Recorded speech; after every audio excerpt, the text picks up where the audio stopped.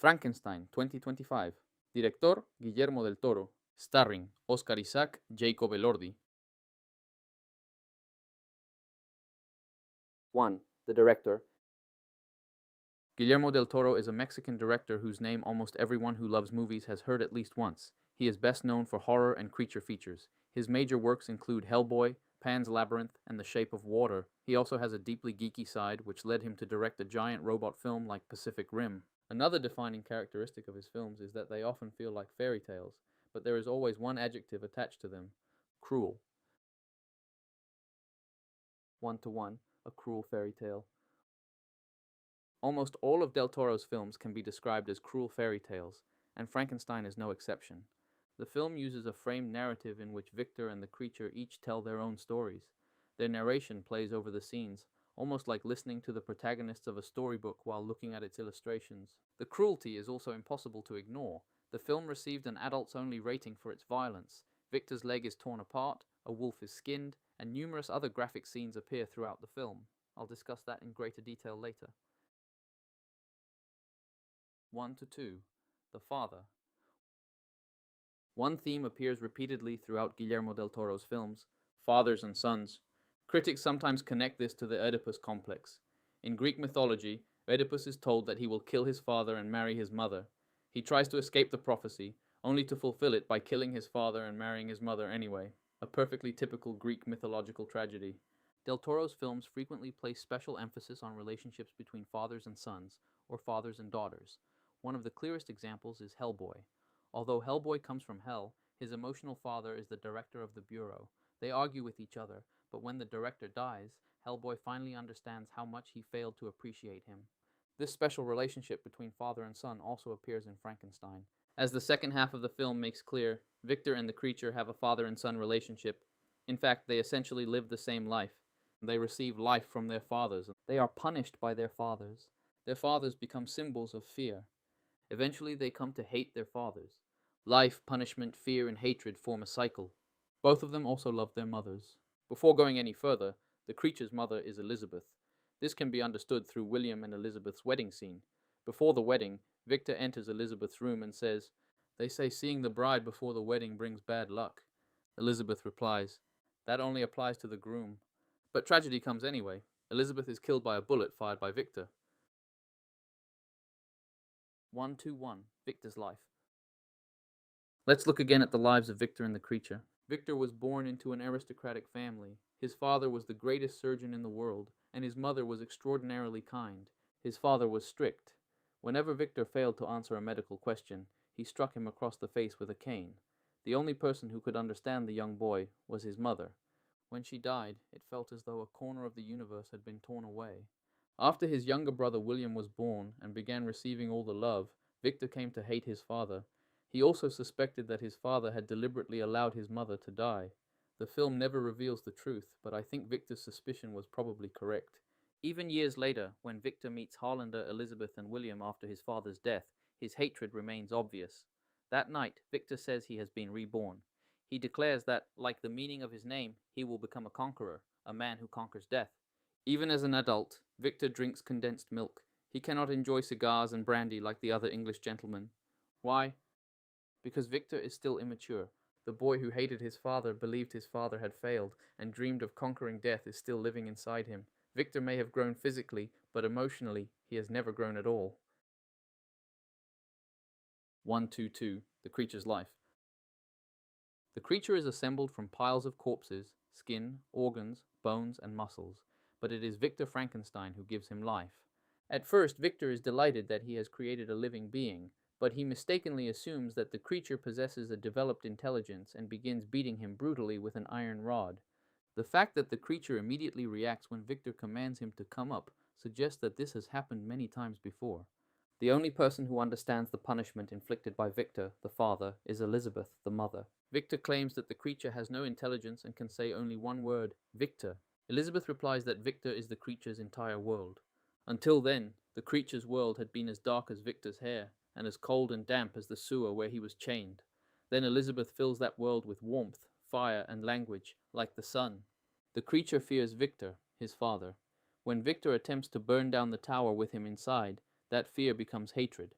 Later, the creature hides in a cabin in the woods, where he learns language and knowledge from a blind old man who becomes his spiritual father. Once he understands his own identity, he seeks out Victor and asks him to create a companion. Victor refuses, and eventually the creature's mother dies at the hands of his father.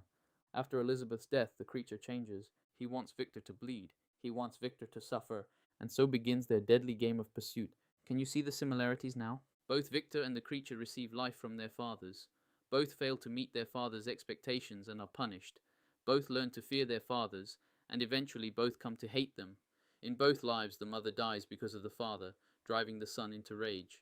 However, there is one enormous difference between Victor and the creature: forgiveness. Victor hated his father. Even after his father died, he never forgave him. Instead, he passed that hatred down to his own son, the creature. But the creature was different from his father. He forgave Victor and broke the cycle of hatred. Perhaps the creature is actually more mature than Victor. 1 to 3. The role of parents. Analyzing the film reveals that the parents all serve similar functions. The father raises and shapes the character. The mother awakens and transforms the character. Victor learns medicine from his father. Through his mother's death, he awakens to the ambition of becoming someone who controls death. The creature learns words, knowledge, and how to live as a human rather than a monster from his spiritual father, the blind old man. Through the death of Elizabeth, his mother, his hatred of Victor reaches its peak. He forces Victor to bleed and kneel, reversing their relationship and becoming physically dominant over his creator. In the end, however, he forgives Victor and undergoes a moral awakening as well. 1 to 4. Is this Del Toro criticizing himself? Del Toro has said that this story is about himself. He reportedly had a difficult relationship with his own father. He promised himself that he would never become like him. But after turning 40 and having children of his own, he realized that he was beginning to live the same life as his father. He concluded that he had to break the cycle of hatred and begin living differently. Now let's apply that to Frankenstein. Victor and the creature are different, but as father and son, they live remarkably similar lives. The greatest difference is that the creature forgives Victor. Victor never forgave his own father. He hated him until death and passed that hatred down to his son. The creature, however, goes beyond Victor. Could this mean that the creature is not only better than Victor, but perhaps even better than humanity itself? I'll discuss that more deeply in the section on religion. 2. Mise-en-scène. Guillermo del Toro is also known for placing enormous importance on mise-en-scène. Section 1 was already far too long, so rather than creating sections 1 to 5 and 1 to 6, I decided to make this a separate chapter. Watching the behind-the-scenes documentary, Frankenstein, an anatomy lesson makes it obvious how seriously Del Toro takes production design. Most film directors keep their offices close to the shooting stage, editing room, or writer's room. Del Toro, however, reportedly placed his office directly beside the art and props departments so that he could constantly inspect costumes and objects. The documentary even shows him personally correcting the actors' makeup during filming. He clearly has a genuine talent for visual art. 2 to 1. Props. Not a single prop feels carelessly chosen. The paintings hanging inside the Frankenstein mansion, the detailed books in the study, the chemical equipment in Victor's apartment, and even the books lining the walls are so meticulously designed that the film occasionally resembles an elaborate theater production. The finest use of production design is undoubtedly the tower sequence. The scene in which Victor assembles numerous corpses to create the creature is strangely beautiful. The image of bodies and blood piled together is one of the most visually striking moments in the film. 2 to 2. Costumes. The costumes are also beautiful. Mia Goth's dresses as Elizabeth are especially stunning. I also loved how each character is represented by a particular color, making their personality and symbolism immediately recognizable. Victor is the clearest example. The color associated with Victor is red. He frequently wears a red tie and red gloves. What images come to mind when we think of red? Passion, fire, blood, and many other things. In this film, however, red primarily represents the mother. Victor's mother, Claire Frankenstein, is repeatedly dressed in red. Anyone who has seen the film will remember the early scene in which Claire, wearing a vivid red dress, holds the young Victor. Victor narrates, "While father was away in the city, mother belonged to me." That single sentence means far more than it initially appears to. I'll explain that shortly. Returning to Claire, her identity is fundamentally connected to death. Her death causes Victor to see a dark angel in his dreams and vow to conquer mortality. It is also the moment when he begins to hate his father. Claire's death therefore causes Victor to become obsessed with three things: his mother and death and blood. The first obsession is understandable.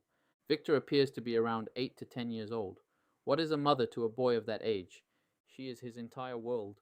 Victor later describes her death as feeling like a corner of the universe had been torn away. The boy who lost his mother at such a young age grows into a man who continues wearing the red ties and gloves that symbolize her.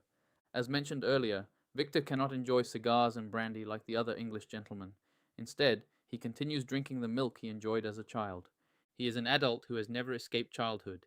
He wears the color of the mother who once represented his entire world and drinks the same milk he consumed when she was still alive.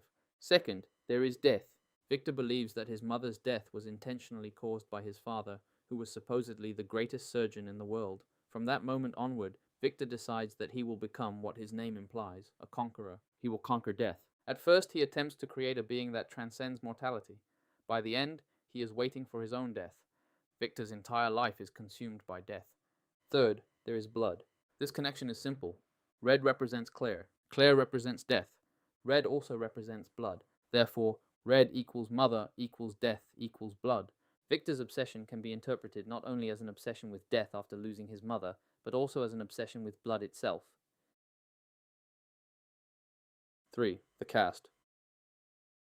With Guillermo del Toro directing and Netflix producing, the cast is naturally enormous. Oscar Isaac plays Victor. He appeared as Poe in the now largely forgotten Star Wars sequel trilogy, proving that he could handle major blockbuster productions. He later rescued the Marvel television series Moon Knight from disaster with his incredible performance as a superhero with dissociative identities. He reached one of the peaks of his career in Inside Llewyn Davis. Jacob Elordi was previously best known for Netflix's romantic comedy The Kissing Booth. He was recognizable, but not necessarily regarded as a truly major actor. With his performance as the creature in Frankenstein, however, he reaches an entirely new level. If Jacob Elordi is not nominated for Best Actor this year, then everyone at the Academy is a fraud. Mia Goth, who plays Elizabeth, is unbelievably beautiful. I would like to say more, but I haven't actually seen any of her other films, so I'll stop there. Christoph Waltz, who plays Harlander, is a genius discovered by Quentin Tarantino. In Inglourious Basterds, he played Hans Landa, one of the greatest villains in film history, a character worthy of standing alongside the Joker from The Dark Knight and Anton Chigurh from No Country for Old Men. He also played Dr. King Schultz in Tarantino's Django Unchained, adding yet another memorable role to his extraordinary filmography. 4. Gore. Gore is inseparable from Frankenstein. The story is about a being assembled from corpses who seeks revenge against his creator. Because of that, graphic imagery is unavoidable. However, the use of gore creates both clear strengths and weaknesses. 4-1. The strengths of the gore. Calling this a strength feels a little strange. Perhaps it would be more accurate to say that the film uses gore effectively. Just understand what I mean. Previous films about Frankenstein usually portrayed Victor as a stereotypical mad scientist. The typical image was a blood-covered scientist sewing corpses together inside a dark, musty laboratory while sinister music played in the middle of the night. That was the traditional cinematic Victor Frankenstein. Even Mary Shelley's original novel presents him in roughly that way. This film is different. Del Toro's personal taste completely transforms the creation scene. A waltz plays, warm sunlight fills the tower, Victor smiles as he gives birth to the creature. This creates an entirely different meaning.